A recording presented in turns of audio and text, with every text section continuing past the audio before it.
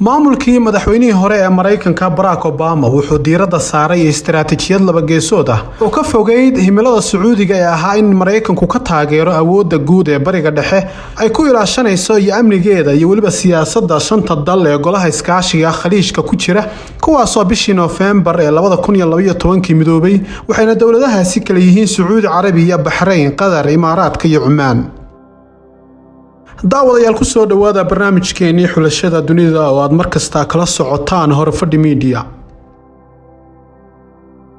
madaxweynihii hore ee Mareykanka Barack Obama ayaa soo jeediyay istiraatiijiyad cusub oo ay kaga baxayaan si tartiib ah gobolka bariga dhexe. maamulka madaxweyne Obama ayaa waxa uu sameeyay saxiixa heshiiska nukliyeerka ay la galeen dalka Iran iyadoo aysan ka qayb gelin wadamada golaha iskaashiga Khaliijka oo walaac xoogan ka qaba barnaamijka Iran ee nukliyeerka. golaha iskaashiga Khaliijka ayaa muhiim u ah dawladda Mareykanka marka loo fiiriyo gobolka bariga dhexe iyo guud ahaan adduunka oo dhan, sababtuna ay tahay qulqulka badan ee kaydka saliidda oo ay haystaan iyo goobta ay ku yaalaan oo juqraafi ahaan marka la eego wadooyinka tamarta, xamuulka iyo ganacsiga adduunka muhiim u ah. laakiin soo laabashada ururka Islaamiga ah ee gobolka kadib dhacdooyinkii ka dhacay Mosul, Ciraaq 2014 iyo khatarta ka dhanka ah danaha Mareykanka iyo xulufadiisa iyo wadamada ay iskaashadaan ee gobolka oo ay ka mid ka yihiin Khaliijka ayaa ku khasbay Mareykanka inay dib uga fiirsadaan ka bixitaanka gobolka ayna samaysato isbahaysi caalami ah oo ay ku jiraan ku dhawaad 70 dal si ay u hogaamiyaan inay la dagaalamaan ururadaas oo ay ka guuleystaan.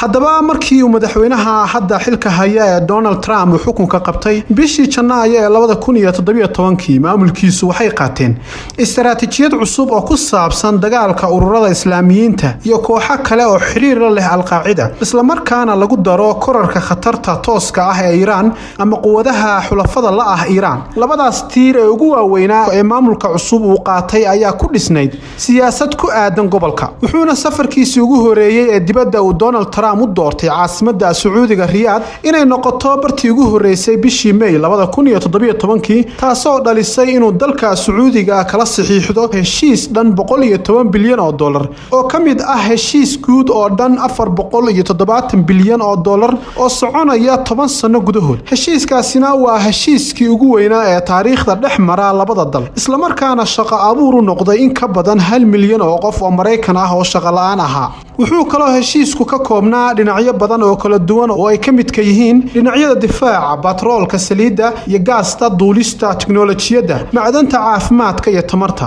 iyadoo isla markaana saldhig u ahaa tayeynta iyo joogtaynta xiriirka Mareykanka iyo Sacuudiga. sidaas ayaana boqor Salmaan iyo Trump ku kala saxiixdeen $110 bilyan oo loo qorsheeyay arrimaha difaaca, kaasoo Tillerson xoghayihii hore ee Mareykanka uu ku sheegay heshiiskaasi inay ku jiraan 5 xarumood oo kala ah amniga xuduudaha iyo la dagaalanka argagixisada, amniga badda iyo xeebaha, casriyeynta ciidamada cirka, difaaca hawada iyo gantaalada, iyo casriyeynta amniga sirdoonka, internetka iyo isgaarsiinta. isagoo intaasi ku daray in qalabka difaaca iyo xidhmada adeegyada ay taageerayso amniga Sacuudiga iyo guud ahaanba gobolka Khaliijka ee mustaqbalka fog, gaar ahaan marka laga hadlayo saameynta khatarta leh ee Iran iyo hanjabaadaha la xiriira Tehran ee ka jira xuduudaha Sacuudiga iyo dhinacyadiisa. marka laga soo tago heshiiskaasi ballaaran ee dhanka difaaca, Sacuudigu waxay sidoo kale la gashay shirkadaha Mareykanka heshiisyo dhanka militariga ah oo ay ka mid ka yihiin saxiixa heshiis uu la galay shirkadda Lockheed Martin si uu uga soo iibsado 150 diyaaradood oo helikabtar ah nooca S-70 una keenaan dalka Sacuudiga, kuwaas oo lagu qiimeeyay $6 bilyan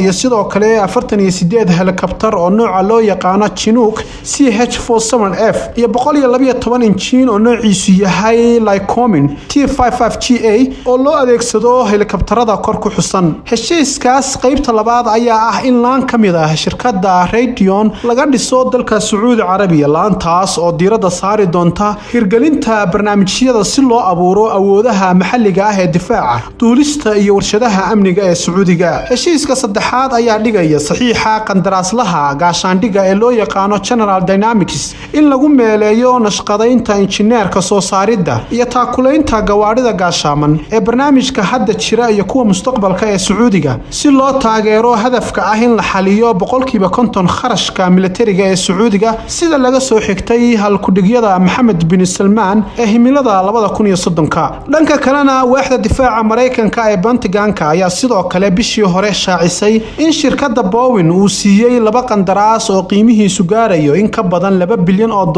si loogu sameeyo loona gaarsiiyo dalka Sacuudiga in ka badan 1,000 gantaal oo ah gantaalaha dusha sare iyo gantaalaha lidka diyaaradaha. waxayna bayaan ay soo saareen Pentagon-ka lagu sheegay in heshiiska ugu horeeyay ee wajiga koowaad oo qiimihiisu yahay $1.97 bilyan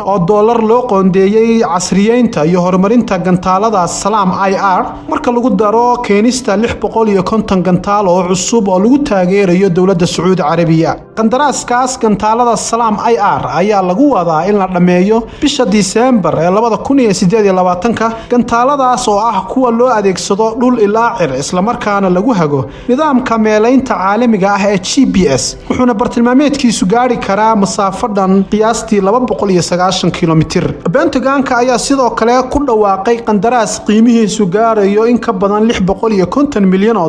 si loo dhiibo 467 gantaal oo cusub oo noocoodu yahay Harpoon Block 2 oo ah lidka doomaha dagaalka iyadoo 400 oo kamid ah gantaalahaas la geyn doono dalka Sacuudiga halka gantaalaha intiisa kalena la gaarsiin doono Brazil, Qatar, Thailand iyadoo sidoo kalena loo diri doono dalalka Hindiya, Japan, Holland iyo South Korea. khubarada farsamaysa iyo injineerinta qalabkaasi sida lagu sheegay bayaanka waxayna shirkadda Boeing tilmaamtay in markii ugu dambeysay ay dhiibto nidaamka hubka nooca Salam IR ay ahayd sanadkii 2008 taasoo ka dhigaysa wadarta heshiisyada ay wada saxiixdeen sanadkaasi $3.1 bilyan. wargeyska Australian Gizmodo ayaa isna dhankiisa warbixin ku qoray ku soo bandhigay liis ay ku qoran yihiin iibsiga militariga ee Sacuudigu ka heli doono Mareykanka heshiiskii $110 bilyan ahaa. sidaas darteed saxiixa heshiisyadaasi waxay Sacuudi Carabiya ay ku heli doontaa 153 taangiye ah iyo gawaadhida noocoodu yahay M1 A1 iyo A2 iyo sidoo kale waxaa la raacin doonaa gawaadhida gaashaaman ee nooca M88 A1 iyo A2 Hercules si ay ugu raraan oo ay u dayactiraan baabuurta dagaalka ee ciladooda.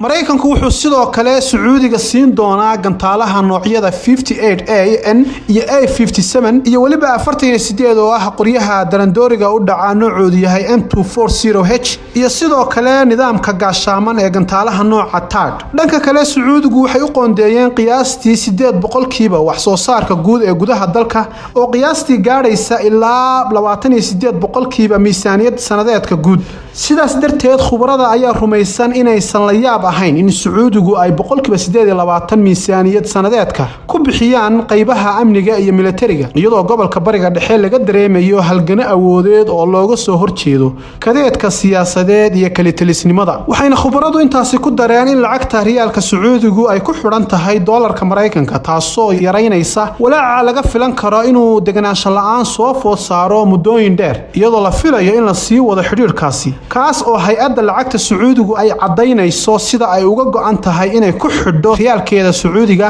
lacagta dalka Mareykanka taasoo dawladda Sacuudigu u aragto istiraatiijiyad gacan weyn ka geysan karta kobaca dhaqaalaha dalkeeda in ka badan 3 sano. haddaba qarashka ballaaran ee Sacuudigu ku bixiyo iibsashada hubka ee Mareykanka ayaa kamid ahaa qodobadii ugu muhiimsanaa ee Trump ku xidhay xiriirka dalkiisa uu la leeyahay Sacuudiga inkastoo mudaharaadyo xoog leh uu kala kulmay arrimo dhowr ah oo ay kamid ka yihiin dilkii wariyihii Sacuudiga Jamal Khashoggi ee bishii Oktoobar 2018 iyadoo sidoo kalena qalalaasaha bini'aadanimo ee dawladda Sacuudigu ka dhalisay Yemen iyo waliba ku guuldaraysigii Maxamed bin Salman habmaamulkii dagaalkaas xaqdarada ahaa.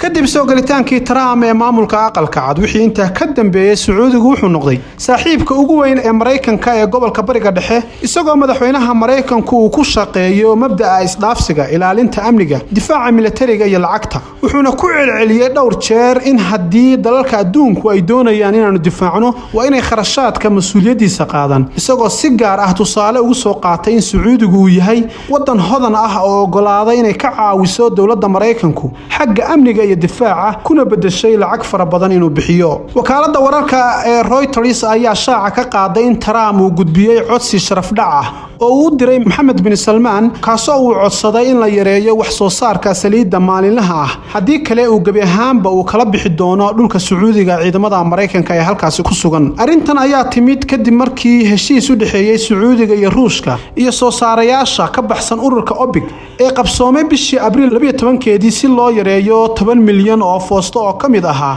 wax soo saarka saliidda maalinlaha ah. si kastaba ha noqotee wali waxaa jira koror la taaban karo oo ku yimid suuqyada caalamka. mana aha markii ugu horeysay uu Trump kula hadlo hoggaanka Sacuudiga qaabkan sharaf dilka ah. bishii Oktoobar 2018 fagaare horteeda ayuu madaxweynaha Mareykanku ka yiri waxaan u sheegaynaa boqor Salmaan inaan ku ilaalinayno mana laga yaabo inaad halkaasi joogtid 2 toddobaad Mareykanka la'aantii waa inaad markaa wixii kharash ah bixisaa. isku soo wada duub oo arrintan ayaa dhalisay in Sacuudigu si tartiib ah uga baxo xiriirka istiraatiijiyadeed ee Mareykanka isagoo u furay albaabada isla markaana xiriir la sameeyay Hindiya, Ruushka, Shiinaha iyo wadamada Yurub sida Faransiiska. iyadoo Mareykanku hadda diiradda saaray istiraatiijiyadaha uu hadda ku wajahayo hanjabaadaha Shiinaha oo ah mudnaanta koowaad ee dhigaysa tan ugu sareysa liiska cadawgiisa la filayo taasoo macnaheedu yahay inuu hoos u dhac ku yimid heerarka hanjabaadaha Iiraan. sidaas darteed xiriirka Mareykanka iyo Sacuudigu wuxuu u muuqan karaa inuu hoos u dhac ku yimid aan hore loo arag tan iyo intii uu xiriirka labada wadan socday wax ka badan 10 sano.